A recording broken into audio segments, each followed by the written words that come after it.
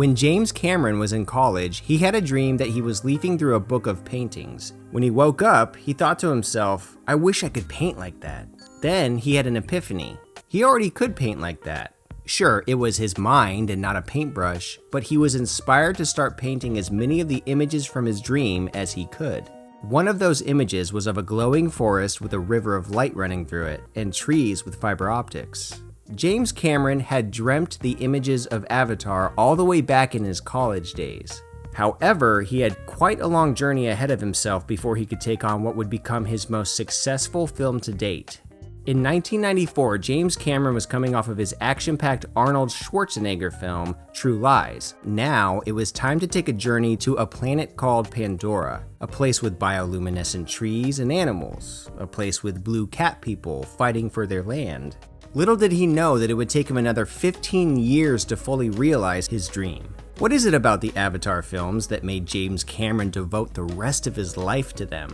Well, sit back, relax, grab a weird purple fruit thing, and let's take a look at why James Cameron is all in on Avatar.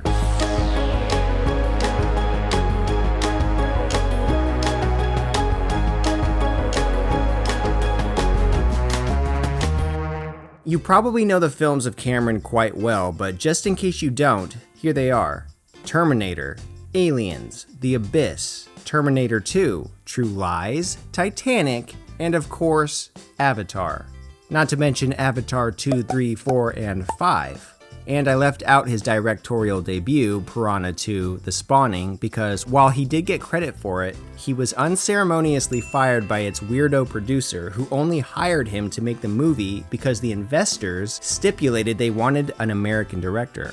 If we look at the time between Titanic in 1997 to Avatar 1, which came out in 2009, we'll find a period of tremendous change in James Cameron's life and career. The script for Avatar was actually finished sometime in 1994. However, he quickly found out that the technology hadn't progressed enough at that point to realize his full vision for the film, so he shelved it and moved on to a different but no less challenging film. After Titanic debuted and became the biggest movie on the planet, it was time for his next project. Or maybe it would be more appropriate to say his next career move. James Cameron took off his director hat and put on his diving gear as he immersed himself in deep dive expeditions for his next few projects. Through these deep dives, he started making documentaries: Expedition Bismarck, Ghosts of the Abyss, and Aliens of the Deep. He's been fascinated with water and the ocean since he was a kid. In fact, James Cameron convinced 20th Century Fox to invest $4 million so that he could dive to the real Titanic shipwreck and film it authentically. He persuaded them that it would be far greater publicity for the film than if they were simply filming models of the ship. This obsession with the ocean hasn't let up to this day. He still makes dives to the bottom of the ocean, and the new Avatar movie heavily features virtual ocean sets. By the time technology caught up with Cameron's vision for Avatar, it was 2005.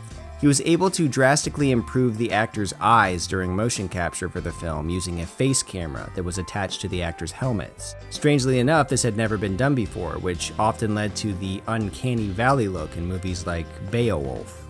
He also introduced a technique where he's able to see a version of Pandora with the actors inside of it in real time as they acted.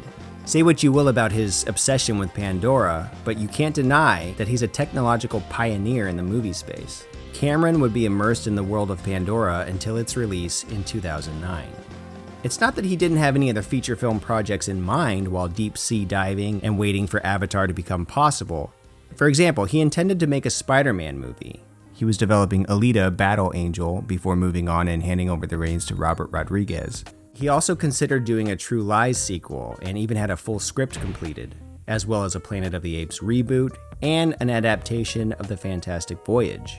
But in the end, a movie called Project 880 won out over all of them. By the way, Project 880 later became known as Avatar. When Avatar was released, it went on to make $2.7 billion worldwide at the box office, and it makes total sense why James Cameron would want to return to the world he built from the ground up. The part that raises my eyebrows is this though. Why does Avatar need 5 movies? Doesn't that seem like a random number? And if Cameron needs 5 movies to tell the complete story of Pandora and beyond, Why hasn't there been more effort to cement the franchise in the public's mind while we wait for the rest of the films? Especially with how long it's taken so far to release the sequel. At one point, there was a plan to release 4 books in an Avatar expanded universe to be published by Penguin Random House, but plans for that eventually fell through. There was also an original stage production by the Montreal-based Cirque du Soleil, which ran from December 2015 to June 2019. It acted as a prequel that focused on the Tree of Souls from the film. However, this was not something that the masses seemed to be very aware of. These attempts at keeping the property alive were definitely not like most franchises today. For example, the MCU hasn't given the public a chance to forget its presence through its hefty slate of releases every year in theaters and on Disney+. In fact, all of the Disney franchises try to keep awareness of their product ongoing with the public. What am I saying? Avatar is a Disney franchise now. So why doesn't it feel like people have a nostalgia for this film series? A film series that needs to clear $2 billion at the box office just to break even, according to James Cameron's own admission. Well, delay after delay may have something to do with it. Getting the underwater CGI perfected has taken years. Writing Avatars 2 through 4 took much longer than it would have if they had only made Part 2 on its own. The pandemic delayed the release date of the new sequels by a couple of years as well. To Disney's credit, they are trying to keep the franchise alive via a theme park located in Disney's Animal Kingdom in Florida. The deal to have a section of the park devoted to Avatar was made and announced in 2011. It didn't open to the public until May of 2017. When all was said and done, the park ended up costing approximately $500 million to build.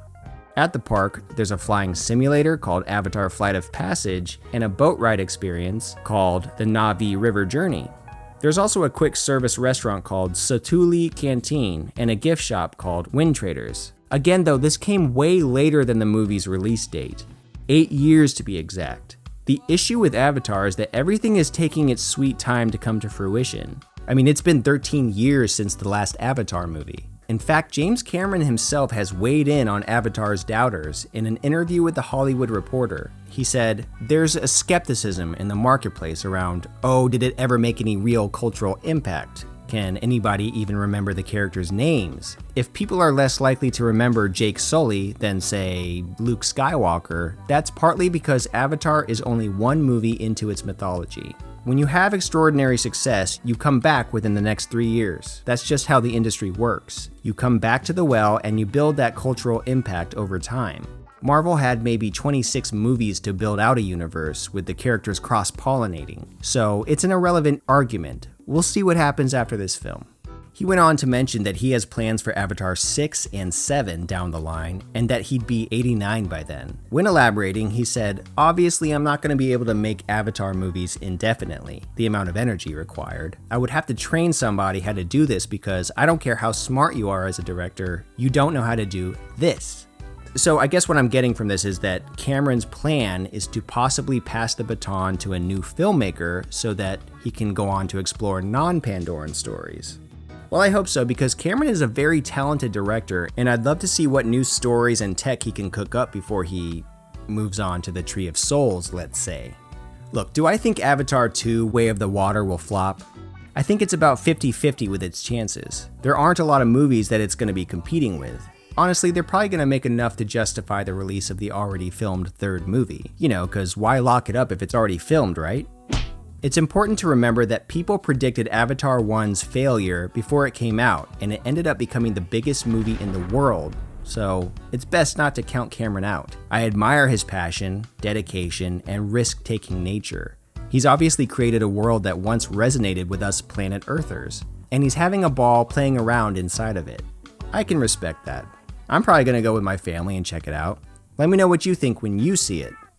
Before you go, don't forget to make your avatar hit the like and subscribe buttons, and push the unobtainium bell with your freakishly blue fingers. It would really help my channel, plus you'll know when I release a new video. Thanks for watching.